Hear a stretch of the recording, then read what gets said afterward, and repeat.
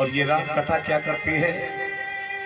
राम कथा का कह दृढ़ नावा।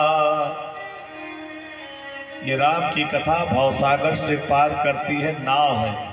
इस नाव पर जो बैठ जाते हैं वो भवसागर से, वो संसार सागर से पार हो जाते हैं। ये संसार सागर, अच्छे लोग बैठे हुए हैं, थोड़ी सी चर्चा हो जाए।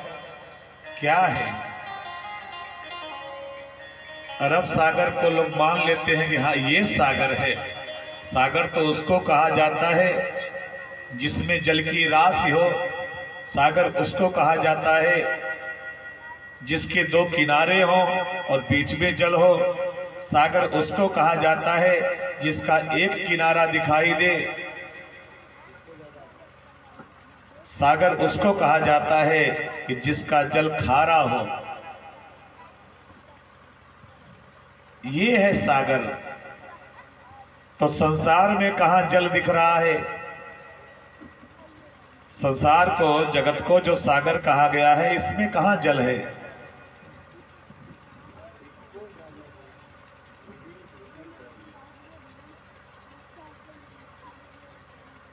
कहां दो किनारे हैं? न तो दो किनारे दिख रहे हैं, न तो जल दिखाई दे रहा है, न तो जल की रास दिखाई दे रही है। तो जल खारा है कि मीठा है कैसे पता चलेगा? जब दिखाई दे, पिएंगे तभी तो पता चलेगा। पर ये संतों ने, विद्वानों ने कैसे संसार को सागर कह दिया? फिर सागर की जो विशेषता है, क्या वो विशेषता संसार में है? अगर वो विशेषता संसार में है तो उसको सागर कहा जा सकता है।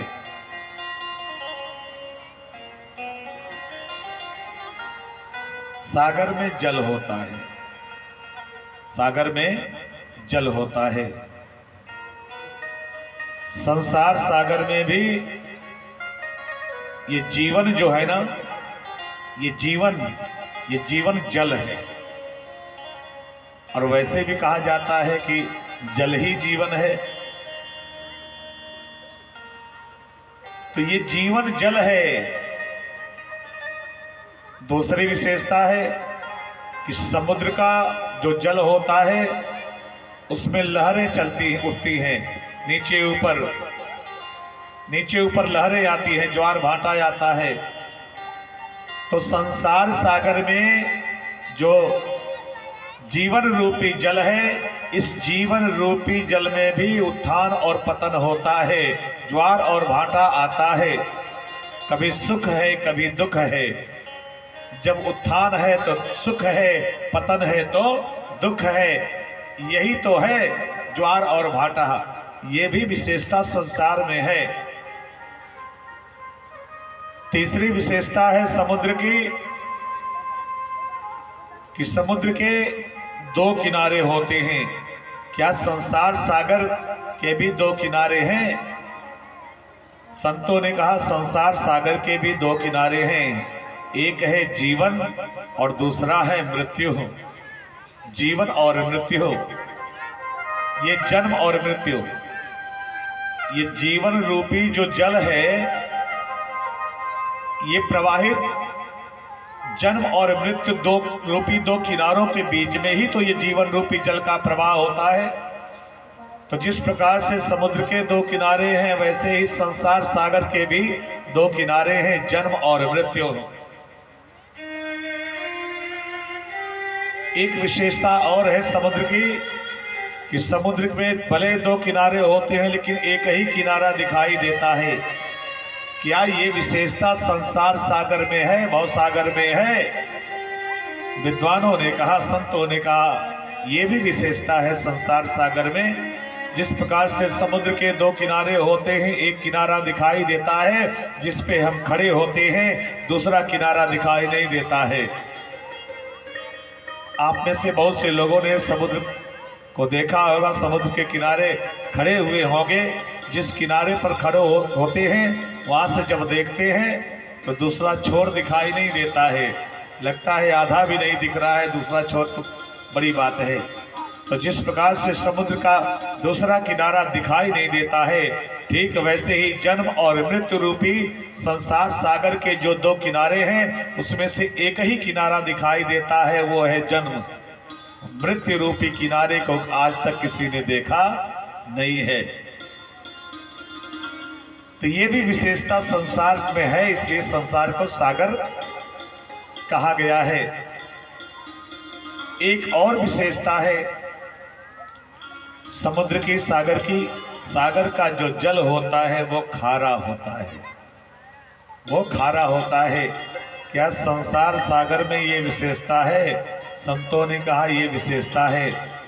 संसार सागर में जन्म और मृत्यु रूपी दो किनारों के बीच में जो जीवन रूपी जल है, इसमें उत्थान और पतन रूपी ये जो ज्वार और भाटा आता है,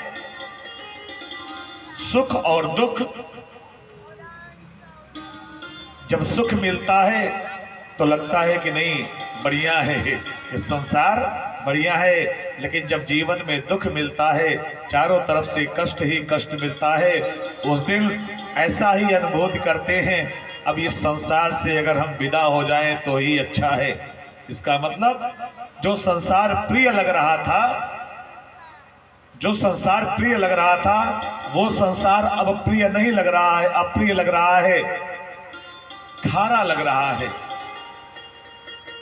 तो समुद्र की जितनी भी विशेषता है, सब की सब विशेषता संसार सागर में है, इसलिए संसार को सागर कहा गया। संसार सागर को ही भवसागर कहा गया।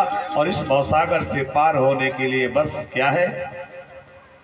राम कथा कहे दृढ़ नावा, राम कथा कहे दृढ़ नावा, भव सागर चै पार जो पावा, भव सागर चै पार जो पावा, राम कथा कहे दृढ़ नावा, राम कथा कहे दृढ़ नावा। इसलिए राम कथा से जुड़े हैं। राम कथा जीवन की व्यथा को दूर करती है।